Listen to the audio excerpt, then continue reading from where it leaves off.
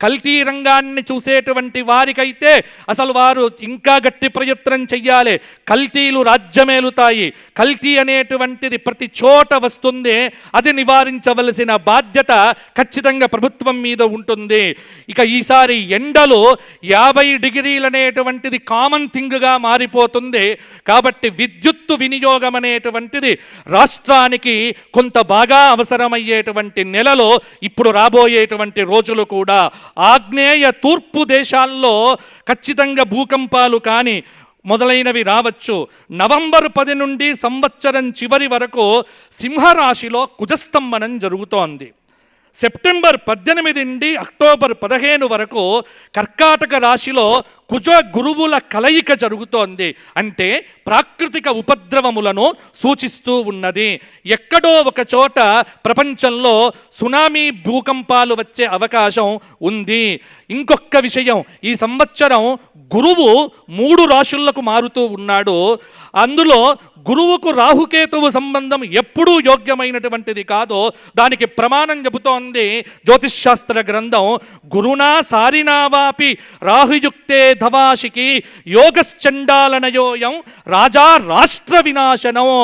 ఈ అవయోగం అనేటువంటిది సింహ గురువుతో రాహుకాల సంయోగం చేసి 31 అక్టోబర్ నుండి 6 డిసెంబర్ వరకు, జనవరి 25 నుండి జూన్ 26 వరకు గురుచండాల యోగం. దక్షిణం వైపు పరిపాలించేటువంటి ముఖ్యమంత్రులందరూ కూడా బాగా జాగ్రత్తగా ఉండవలసినటువంటి విధానాన్ని ఈ గురుచండాల యోగాది సూచన ఇస్తున్నది. ఎందుకంటే గురువే ఈ సంవత్సరం రాజయ్యాడు కాబట్టి ఎప్పుడు కూడా మంచి ఆలోచించడం, మంచి చెయ్యటానికి కంకణం కట్టుకోవడం, నిరంతరం ధర్మాన్ని కాపాడటానికి అస్మదీయులను కూడా పక్కన పెట్టేటువంటి ఒక అద్భుతమైన ధర్మ నిరంకుశత్వం అనేటువంటిది కనుక రాజుకు ఉంటే తప్పకుండా ఈ సంవత్సరం రాజుకు తిరుగులేదు అనేటువంటిది శాస్త్రం చెబుతోంది.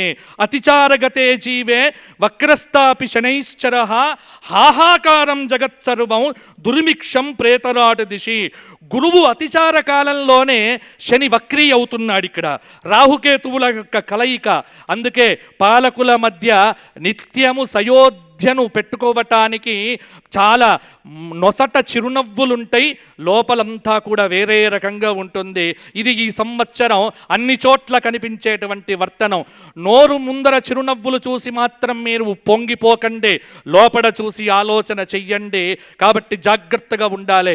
ఈ సంవత్సరం పశుపాలకుడు సాక్షాత్తు గోపాలకుడయ్యాడు. కృష్ణం వందే జగద్గురుం శ్రీకృష్ణ భగవానుడయ్యాడు. కాబట్టి ఖచ్చితంగా ఈ సంవత్సరం పాడి పంటలు బాగున్నాయి.